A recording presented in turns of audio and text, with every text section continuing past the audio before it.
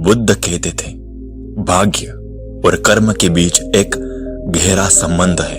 यदि आप अपनी मेहनत और सही दिशा से जीवन में बदलाव लाने की कोशिश करते हैं तो भाग्य भी आपके साथ चलता है। लेकिन अगर आप आलस्य और लापरवाही से जीवन को देखते हैं तो भाग्य भी आपको उसी रास्ते पर चलता हुआ दिखेगा। यह शिक्षा हमें यह सिखाती है कि जीवन में सफलता केवल भाग्य पर निर्भर नहीं होती, बल्कि हमारे कर्मों, मेहनत और विचारों से भी वो निर्धारित होती है। इसी तरह की एक कहानी है जिसमें यह सीखने को मिलता है कि किस तरह से आलस्य और अवसरों को ठुकराना किसी इंसान को जीवन भर वही का वही रख सकता है, जबकि सही दिशा में कदम बढ़ाने से वो अपने भाग्य को बदल सकता है। सूर्यपुर के बाहरी हिस्से में घने जंगलों के बीच एक साधारण सी कुटिया में भविष्यवक्ता वरदान रहते थे।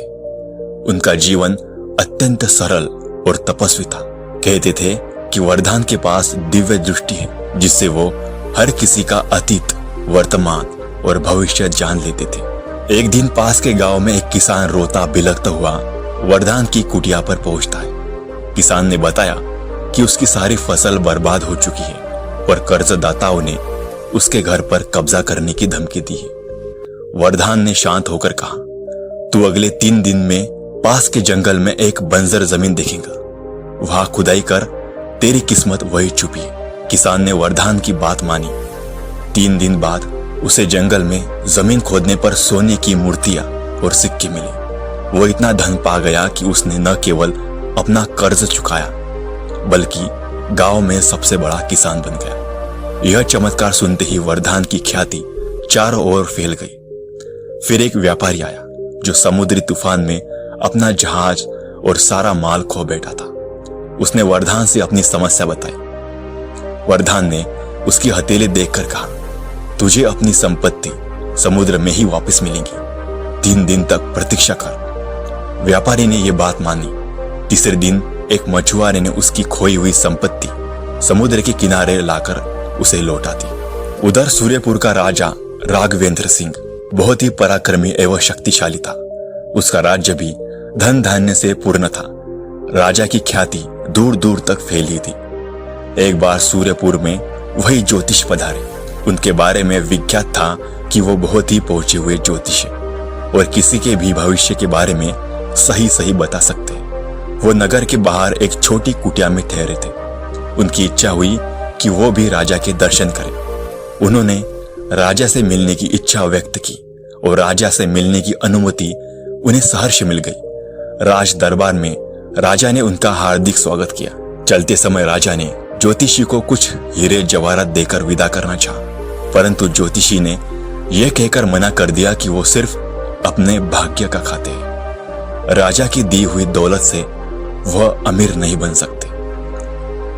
इस पर राजा ने पूछा, इससे क्या तात्पर्य है आपका गुरुदेव? कोई भी व्यक्ति अपनी किस्मत और मेहनत से गरीब या अमीर होता है। यदि राजा भी किसी को अमीर बनाना चाहे तो वो नहीं बना सकता। राजा की दौलत भी उसके हाथ से निकल जाएंगी। यह सुनकर राजा को क्रोध आ गया। गुरुदेव, आप किसी का हाथ देकर यह बताएं कि उसकी किस्मत में अमीर बनना लिखा है या गरीब। मैं उसको उलटकर दिखा दूंगा। ठीक है, आप ही किसी भी व्यक्ति को बुलाए, मैं बताता हूं उसका भविष्य और भाग्य। ज्योतिषी ने शांतिपूर्वक उत्तर दिया। राजा ने अपने मंत्री को चुपचाप कुछ आदेश दिया और कुछ ही क्षणों में एक सजा धजा नौजवान ज्योतिषी के सामने हाजिर था। ज्योतिषी वरदान ने ध्यान से उस व्यक्ति का माथा देखा, फिर हाथ देखकर कहा, यह व्यक्ति गरीबी में जन्मा है और जिंदगी भर गरीबी रहेगा। इसे खेतों और पेड़ों के बीच कुटिया में रहने की आदत है और वही रहेगा। राजा राघवेंद्र सिंह ये सब सुनकर हैरत में पड़ गया और बोला, आप ठीक कहते हैं। यह सजा धजा नौजवान महल के राजसी वस्त्र पहनकर आया है, परंतु वास्तव में यह महल के बागों की देखभाल करने वाला गरीब माली है। परंतु गुरुदेव, 1 वर्ष के भीतर मैं इसे अमीर बना दूंगा। यह जिंदगी भर गरीब नहीं रह सकता। राजा का घमंड देखकर ज्योतिषी ने कहा, ठीक है, आप स्वयं प्रयत्न कर लीजिए। मुझे आज्ञा दीजिए और ज्योतिषी वरदान सूर्यपुर से चले गए। राजा ने अगले दिन माली धर्मु को बुलाकर एक पत्र दिया और साथ में यात्रा करने के लिए कुछ धन दिया। फिर उससे कहा, यहाँ से 100 कोस दूर वज्रपुर में मेरे परम मित्र राजा चंद्रमोहन रहते हैं, वहां जाओ और ये पत्र उन्हें दे आओ। राजा की ये बात सुनकर धर्मु का चेहरा लटक गया।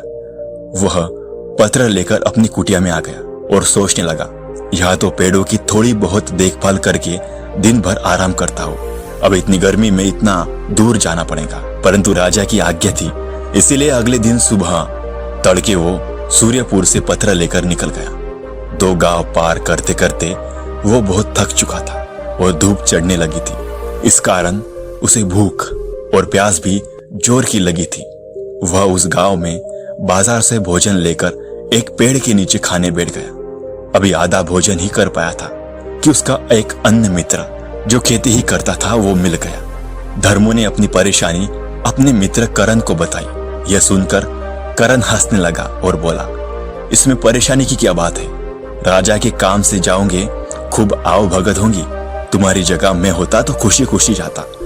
यह सुनकर धर्मु का चेहरा खुशी से खिल उठा। तो ठीक है भैया करण, तुम ही यह पत्र लेकर जाओ, मैं एक दिन यही आराम करके वापस चला जाऊंगा। करण ने खुशी खुशी वो पत्र ले लिया और 2 दिन में वज्रपुर राज्य में पहुंच गया। वहां का राजा चंद्रमोहन था। करण आसानी से चंद्रमोहन के दरवाजे तक पहुंच गया और सूचना भिजवाई कि सूर्यपुर के राजा का दूत आया है। उसे तुरंत अंदर बुलाया गया। करण की खूब आओ भगत हुई। दरबार के मंत्रियों के साथ उसे बिठाया गया। जब उसने पत्र दिया तो चंद्रमोहन ने पत्र खोला।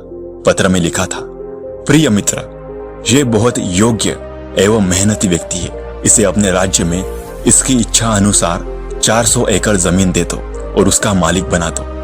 ये मेरे पुत्र समान है। यदि तुम चाहो तो इससे अपनी पुत्री का विवाह कर सकते हो। वापस आने पर मैं भी उसे अपने राज्य के 5 गांव इनाम में दे दूंगा। राजा चंद्रमोहन को लगा कि ये सचमुच में योग्य व्यक्ति है। उसने अपनी पुत्री व पत्नी से सलाह करके पुत्री का विवाह करण से कर दिया और चलते समय ढेरों हीरे जवाहरात देकर विदा किया। उधर आलसी धर्मु थका हारा अपनी कुटिया में पहुंचा और जाकर सो गया। 2 दिन सोता रहा, फिर सुबह उठकर पेड़ों में पानी देने लगा। सुबह जब राजा अपने बाग में घूमने निकले तो धर्मु से पत्र के बारे में पूछा। धर्मु ने डरते डरते सारी बात राजा को बता दी। राजा को बहुत क्रोध आया और साथ ही ज्योतिषी की भविष्यवाणी भी याद आई। परंतु राजा ने सोचा कि कहीं भूल चूक भी हो सकती है। अंततः वो एक बार फिर प्रयत्न करके देखेगा कि धर्मु को धनी किस प्रकार बनाया जाए। 3-4 दिन पश्चात धर्मु राजा का गुस्सा कम करने की इच्छा से खेत से बड़े बड़े तरबूज तोड़कर लाया और बोला, सरकार, इस बार फसल बहुत अच्छी हुई, देखिए खेत में कितने बड़े बड़े तरबूज हुए हैं। राजा खुश हो गया। उसने चुपचाप अपने मंत्री को इशारा कर दिया। मंत्री एक बड़ा तरबूज लेकर अंदर चला गया और उसे अंदर से खोखला कर उसमें हीरे जवाहरात भरा कर ज्यों का त्यों चिपका कर ले आया। राजा ने धर्मु से कहा, हम आज तुमसे बहुत खुश हैं, तुम्हें इनाम में तरबूज देते हैं। यह सुनकर धर्मु का चेहरा फिर लटक गया। वो सोचने लगा कि राजा ने इनाम दिया भी तो क्या। धर्मु थका हारा उदासी से तरबूज लेकर जंगल के रास्ते पर चल रहा था। मन में राजा के इनाम पर गुस्सा और निराशा भरी थी। तभी सामने से कन्हैया आता दिखा। कन्हैया ने देखा कि धर्मु कुछ बड़बड़ा रहा है और उसका चेहरा लटका हुआ है। कन्हैया ने पास आते ही पूछा, अरे धर्मु भाई, ये क्या हाल बना रखा है और ये बड़ा सा तरबूज लेकर कहाँ जा रहे हो, कुछ परेशान लग रहे हो। धर्मु ने गुस्से भरे स्वर में जवाब दिया, अरे मत पूछो भाई, राजा मुझसे खुश हुए और इनाम में ये तरबूज पकड़ा दिया। भला यह भी कोई इनाम है? मैं इस तरबूज का क्या करूं, इसे खाऊं, बेचूं या फेंकूं? कन्हैया ने हंसते हुए कहा, धर्मु, इनाम तो इनाम है, चाहे वो छोटा हो या बड़ा। राजा ने दिया है तो इसमें जरूर कुछ खास होगा। क्यों उदास होते हो? अगर तुम्हें ये तरबूज पसंद नहीं तो मुझे दे दो, मेरे घर में मेरे बच्चे इसे देखकर खुश हो जाएंगे।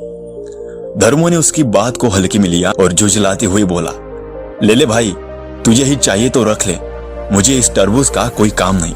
लगता है राजा ने मुझसे मजाक किया है। धर्मु ने वो तरबूज कन्हैया को दे दिया और खुद मायूस होकर अपनी कुटिया की ओर चल पड़ा। अगले दिन राजा ने धर्मू का फिर वही फटा हाल देखा तो पूछा, क्यों तरबूज खाया नहीं? धर्मू ने सारी बात राजा को चुपचाप बता दी। राजा को धर्मू पर बड़ा क्रोध आया, पर राजा कर भी क्या सकता था। उधर कन्हैया ने तरबूज को ध्यान से देखा। वो मन ही मन सोचने लगा, राजा ने ये तरबूज ऐसे ही तो नहीं दिया होगा, इसमें कुछ खास जरूर होगा।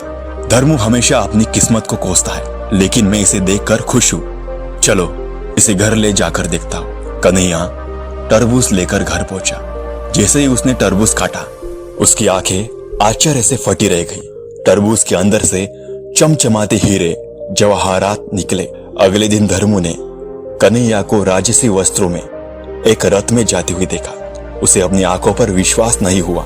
वो दौड़ता हुआ कन्हैया के पास पहुंचा और कहा, अरे कन्हैया, ये क्या हो गया? तू इतनी जल्दी अमीर कैसे बन गया? कन्हैया मुस्कुराते हुए बोला, धर्मू भाई, ये सब उस तरबूज का कमाल है जो तुमने मुझे दिया था। उसमें राजा ने हीरे जवाहरात भरे थे। धर्मू को यह सुनकर गहरा धक्का लगा।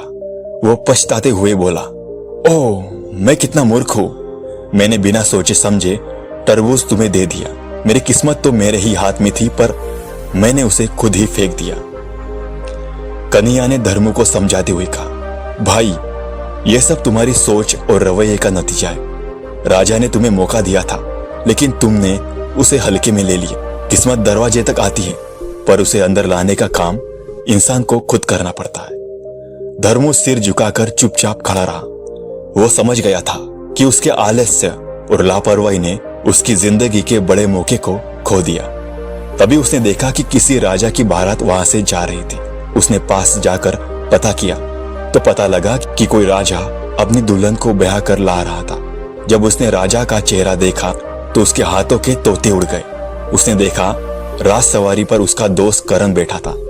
अगले दिन करण से मिलने पर उसे पत्र की सच्चाई पता लगी, परंतु वो बेचारा अब कर ही क्या सकता था। राजा ने भी किस्मत के आगे हार मान ली थी और सोचने लगा, ज्योतिषी ने सच ही कहा था, राजा भी गरीब को अमीर नहीं बना सकता यदि उसके भाग्य में गरीब रहना लिखा है। राजा राघवेंद्र ने यह सब देखकर अंततः वरदान की बात मान ली। उन्होंने सोचा, वरदान ने सच ही कहा था, भाग्य और मेहनत का मेल ही इंसान को बड़ा बनाता है। केवल धन, सत्ता या बाहरी मदद से किसी की किस्मत नहीं बदली जा सकती। इसके बाद राजा ने प्रजा को एक सभा में संबोधित करते हुए कहा, यह कहानी हमें सिखाती है कि भाग्य हर किसी के साथ होता है, लेकिन उसे जगाने के लिए कर्म आवश्यक है। आलस्य और अवसरों को ठुकराना इंसान को जीवन भर वही का वही रखता है। मेहनत, ईमानदारी और समझदारी ही असली संपत्ति है। धर्मू को यह सुनकर पछतावा हुआ, लेकिन उसने निर्णय लिया कि वो अब अपनी जिंदगी में बदलाव लाने के लिए मेहनत करेगा। दूसरी ओर वरदान फिर से अपनी कुटिया में लौट गए, ये सोचते हुए कि इंसान को अपने कर्मों और विचारों पर काम करना सीखना चाहिए। किस्मत दरवाजे पर दस्तक जरूर देती है, पर उसे अंदर लाने का काम केवल आपकी मेहनत और आपकी सही सोच करती है। जीवन में सफलता उन्हीं को मिलती है जो अवसर को पहचानते हैं और उसे थामने का साहस रखते हैं। तो दोस्तों, आज के वीडियो में बस इतना ही। मैं फिर मिलूंगा आपसे ऐसे ही और एक कहानी के साथ। Thanks for watching this video.